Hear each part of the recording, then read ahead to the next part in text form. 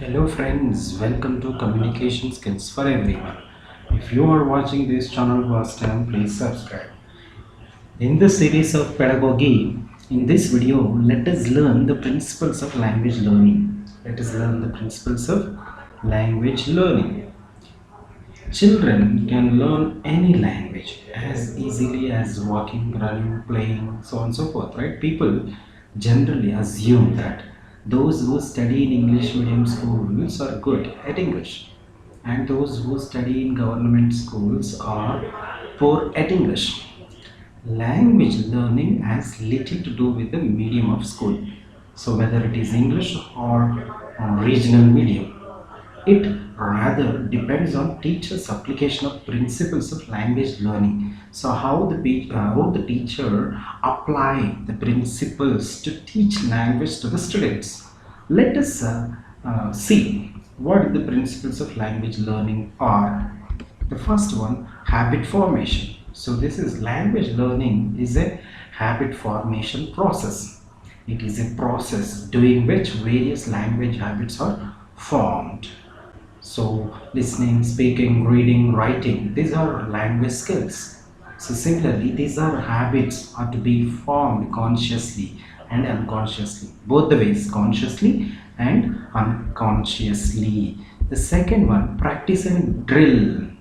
Language learning is a habit forming process, right? Habit forming process. For this purpose, sufficient practice and drill is needed. So practicing and drilling is essential to master a particular approach.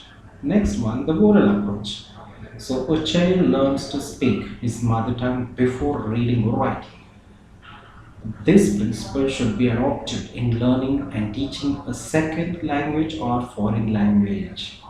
That's what this is important. And next one, natural order of learning.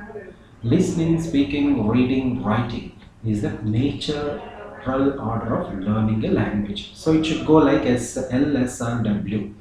So in this order, a child learns his or her mother tongue without any formal instruction. So there shouldn't be any formal instruction. So this natural order of learning should be considered while teaching English also. So that the natural order of learning makes effective and effective. Next one, multi-skill approach. All the four language skills LSRW are to be given the due importance when learning or teaching these skills. No skill should be overemphasized or neglected. So in sometimes what happens, some skills are given more importance or more prominence than other skills, but it shouldn't be, right? Multi-skill approach, in this approach all skills should be given more emphasis. Next one, selection and gradation. So one should proceed from simple to difficult in language learning. Simple to difficult in language learning. Therefore, vocabulary and structures of language should be selected and graded as per their frequency, teachability, and difficulty level. Frequency, how often they are used. Teachability, whether they are whether they are taught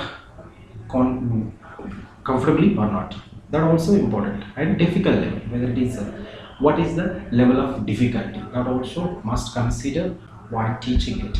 Next one, situational approach. The English language should be taught in situations, which is natural way in which a child learns his mother tongue, right? That's what the source is. Exposure, a child learns his mother tongue because he is exposed to it. While learning a foreign language like English or any other foreign languages, exposure to it helps in learning it. So exposure is essential. Imitation, the child learns his mother tongue by imitation. He observes his parents and imitates. The English teacher must provide a good model of speech before the learners. Right, audio visual aids should be used to introduce a kind of pronunciation to the students. Motivation plays an important role in learning a language. This plays an important role in learning a language. Thus, learners should be motivated. And next one, accuracy. The English teacher should insist on accuracy in all aspects of language learning. So whatever it is, so it should go with accuracy. So learners follow their teachers and consider them as a role model. Next, purpose. Purpose of language learning should be decided in the beginning, right? It should be decided in the beginning, so it becomes a simple affair to design a course suitable for the purpose. Once we know the purpose, then the curriculum design or syllabus designing is easy task for them to do. Multiple approaches. The next one, multiple approaches. The English teacher should not stick to a particular method of teaching.